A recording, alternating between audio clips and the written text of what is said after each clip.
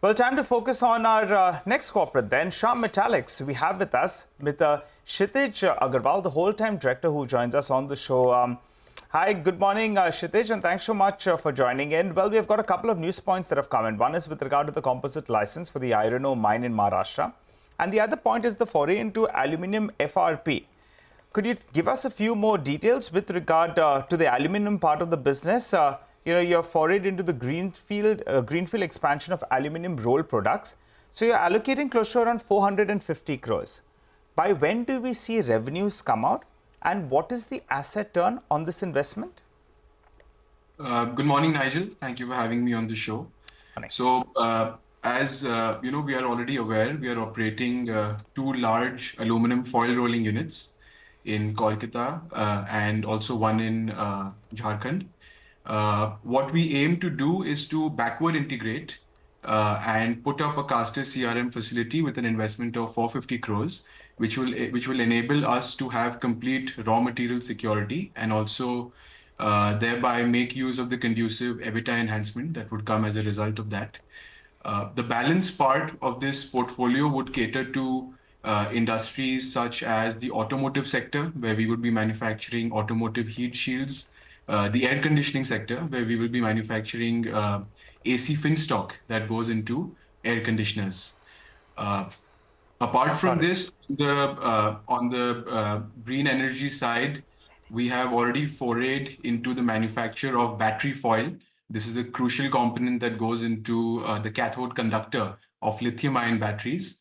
Looking at the EV boom that would come up in India in the next couple of years, we will be able to not only make the finished product in terms of battery foil, but now we would also have the capability of manufacturing the raw material in terms of battery grade foil stock, thus being completely integrated and making a Make in India product. Okay, all right, Kshitij, you've given us some part of that rationale. Let's get a couple of numbers going then. You said that this particular expenditure will help in backward integration. So what could the cost benefit be then? As of now, how much do you spend? And post the commissioning of this unit, what does it come down to? Right. So I am not at liberty to discuss with you an exact per ton figure, but I could give you a rough idea. Foil stock is currently comprises of 85% of the entire COGS in the manufacture of foil. This would come down to approximately 75% once we have our own unit in place. So that's one of an additional benefit that we would garner from here. The other aspect would be reduction in lead times, reduction in the import forecasts. So we will not be reliant on the imports. We will be able to manufacture our own raw material and ship it to the plant facility within the period of a day. So there will be considerable savings on the working capital cycle as well. Interesting. Okay. All right. And by when do we see this unit getting commissioned? We'll just finish this part of it and then we'll focus on the iron ore block. Absolutely. So we believe that we will be able to commission the unit 2 years from now. We are already at an advanced stage of all statutory clearances. The land is under our possession. So we believe that we would hit commercialization in exactly 2 years from now. Commercialization 2 years from now. And 450 crores is the total quantum, right? You'll be funding it via debt, internal accruals. What will it be? The project would be funded majorly by internal accruals. However, we will make use of equipment financing owing to the low level of interest that we could garner. And just to complete this point, I mean, while you said you can't share, margin sort of projections with us at this point in time, in this stage, you're investing 450 crores. What is the commissioning timeline? And just from a revenue mix perspective, how much will this new line add to the top line? We will be adding approximately 1,200 crores to the top line conservatively. And the unit, as I said, would hit commercialization in 2026. So there would be a slow ramp-up process. But by year 2 to year 3, we believe that we will hit the 1,200 crore revenue mark. And overall, it's going to be, while you're not sharing exact spreads and margins, but overall, is it ballpark similar to your core business? Or could it actually be margin accretive, given that this is EV, it's a lot of these, this is, sunrise sectors? It's going to have a much more enhanced and conducive margin going forward. because currently there are just a few raw material suppliers in India, and they command a hefty premium over the raw material for this product, right? So us being able to manufacture this would definitely add to a significant bottom line going ahead. Other than this, it would also enable us to drive significant volumes in the market. So there would be a volume uptake on the foil side, that is the finished product side as well. Okay. Moving on then to the composite license that you've received for the Surjagarh iron ore block. Can you tell us a little bit more about this composite license? How much is the investment that you plan to make? And you have about a 49% holding in this block. So your contribution will be restricted to that amount? Yes. So recently we got the composite mining license for the Surjagarh iron ore mine. This is located in Orissa. It's got very high grade iron ore. And we believe that, setting up the entire iron ore block and hitting commercialization would take approximately 3 years from today. An investment size for restarting the block would be somewhere close to 2,000 crores, we believe. And sort of then what's the potential, revenue potential? Do you have buyers already tied up? By when does the ore get mined? As in, when does it get sort of operational? When do you bring it to the market, and who are the buyers? And this potential 2,000 crores of investment, how much of it does Shyam Metallics have to put in? I think the other 51% is with the Sarda Group. Correct. So the investment that would go into the mine would be proportional of the holding of the company. And at the same time, in terms of off-takers, this is predominantly for our own captive consumption. So by having the mine would enable us to secure a resource in terms of backward integration to the mine end, and also evaluate future opportunities in terms of establishment of a plant near that geography. So this 2,000 crores will be from the Shyam Metallics Group? No. So 2,000. That's a total investment. It's a total investment, 1,000 crores each approximately. Yeah, that's what we foresee at the moment. All right. And what kind of mining capacity do you look at, say, after 3 years, in the initial years, what will it be? How many million tons will it be? And what is the cost benefit then, since again, this would be backward integration? Right. So I think it's difficult to sort of estimate a cost benefit at the moment, as you understand that the mines go on auction premiums. So the auction price is dependent on the IBM forecast. So it's difficult to give you an off-the-hand figure at the moment. Why I'm asking you this, Sidej, is because I think the group, the JV, submitted a final offer price of around 125%. At times, I've seen in the past when that premium is so high, sometimes groups say that we rather not mine because anyways, iron ore prices have come down, and maybe it'll be more economical to buy from the open market. Give us your rationale. So Nigel, going forward, natural resources are getting more and more scarce.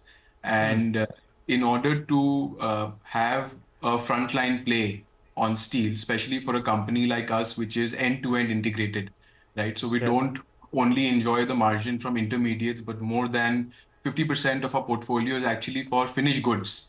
It's important for us to secure a resource in terms of our raw material security. Sure. While the index prices, are relative, they might move upwards or downwards. We always have the opportunity of building up that margin in terms of the value chain, right? Which we've already presented. So just to understand this, the focus more is on securing yourself with regard to raw materials. It may not be a big cost benefit. That time will tell. But as of now, at least you're securing yourself with regard to raw material availability, right? Absolutely. Kshitij, how are you funding the 1,000 crores that you need to put into this mine? This would be funded majorly through internal accruals. Okay, so no need for any additional capital raising.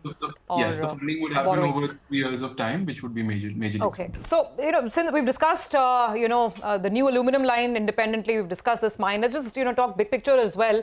Year is almost rounding up. How do you see things play out in the fourth quarter, just in terms of how the overall margin profile is moving, and what's the outlook as we get into the new year? Absolutely.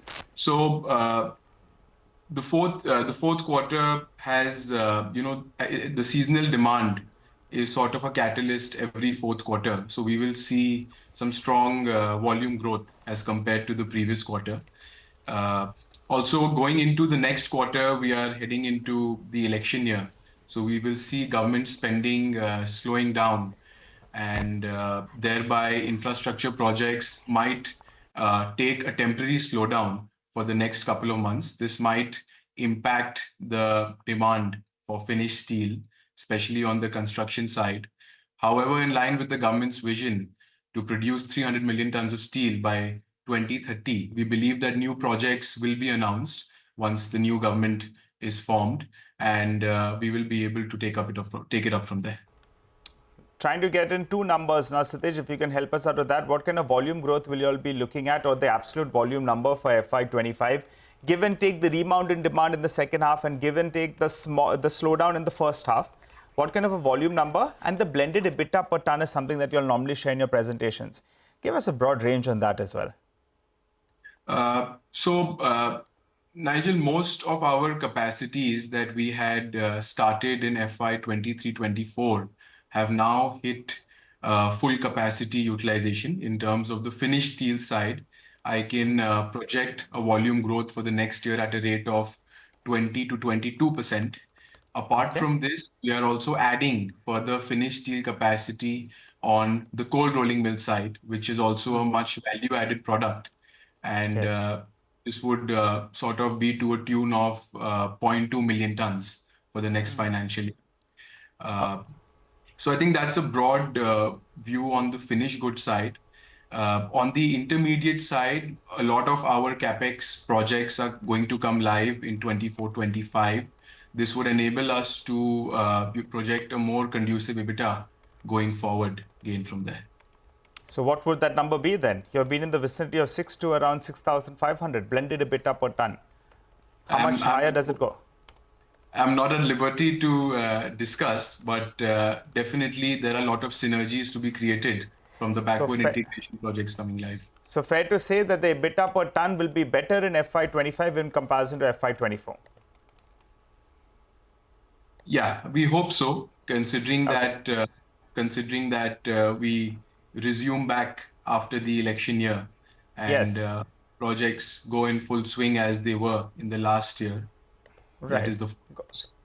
Okay, final question then. We have gone on for a goodish bit, but I don't want you to break up the capex, that you're doing, because you're doing plenty of it. But give us one number. What is the pending capex plan that you have, and what is the peak net debt level that we should be looking at? Right. So currently we have a pending capex of approximately 5,000 crores, which goes into 27-28. So we have approximately over 3 years to complete this capex. We have already commissioned capexes worth 3,000 crores in the last 3 years, and we believe that 24-25 we will be accruing a further capex of 2,000 crores, with major of the capex outlay coming live in the second quarter of the year. Peak debt levels would be?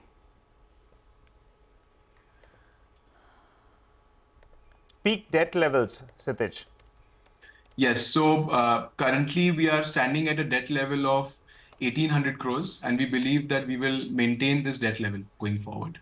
It's been good speaking to you, Satish. Thanks so much for joining in and, in fact, fielding all those questions. So we've got some color on your aluminium, FRP plans, on your iron ore mine, as well as the business on the whole. It's been a while since you joined on CNBC TV 18. Looking forward to chatting up with you all rather soon.